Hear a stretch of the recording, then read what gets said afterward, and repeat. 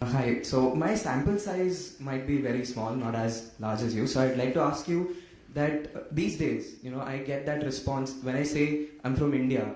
So, from foreigners, I get that response, ooh, India, something exotic in their mind. So have you seen that perception change, say, Yes. from the 80s to now? Yeah.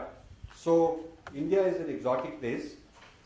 India is an interesting. India has an opportunity to create a very powerful brand, rather than having a lot of people who go around without understanding how to be an ambassador of our culture.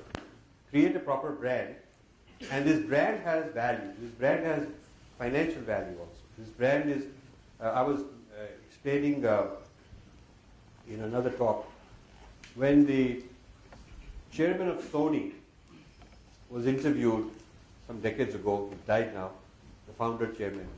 One of the questions they asked is, what makes Sony products so good, so quality, such beautiful, nice to feel Sony product? And he answered that it has to do with our culture, because these girls who work in these factories, when they are growing up at home, they learn the art of flower arrangement, precision, beauty, aesthetics, and they are taught that a guest has to be looked after, and you have to always do the very best. Anything you're doing for the guest should be done in perfection. So we teach them, when they come to the work, we teach them that think of the consumer who's buying this, wherever he's buying it, as our guest. And so when every little thing you're doing, you do it with love and care for the customer. You put your best heart and soul into it. And this is why this is the Japanese advantage of quality. That's what he said. Now, somebody asked Narayan Murthy, why are Indians good at software? And if he were following the Sony gentleman's example, he could have said, we've had a tradition of mathematics since the time of Aryabhat. So what he said, he should have said that since the time of Aryabhat, we've had mathematics, quantitative thinking, logic. We are meditators, so we have a lot of attention span. We can pay attention. We are abstract thinkers. We are philosophers.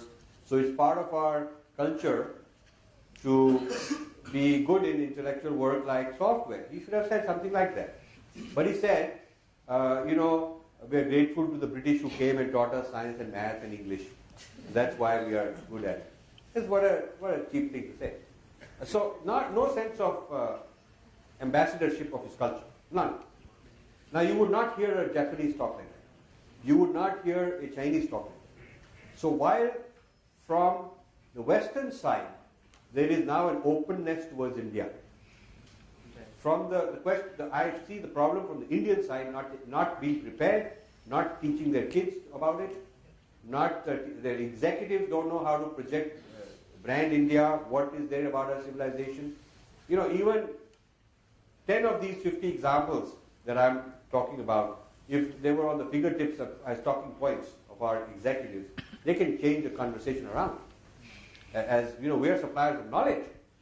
They can talk about Nalanda as the Ivy League of the past, where we educated the whole world of Asians, at least from there.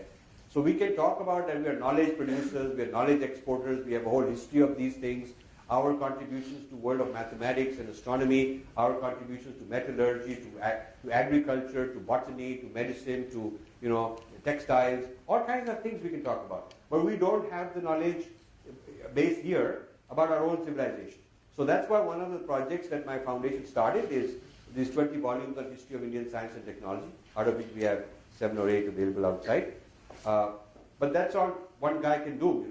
We need big corporate people to train their cadre of workers and senior executives on how to project brand India. I don't see that happening. Nobody is doing it.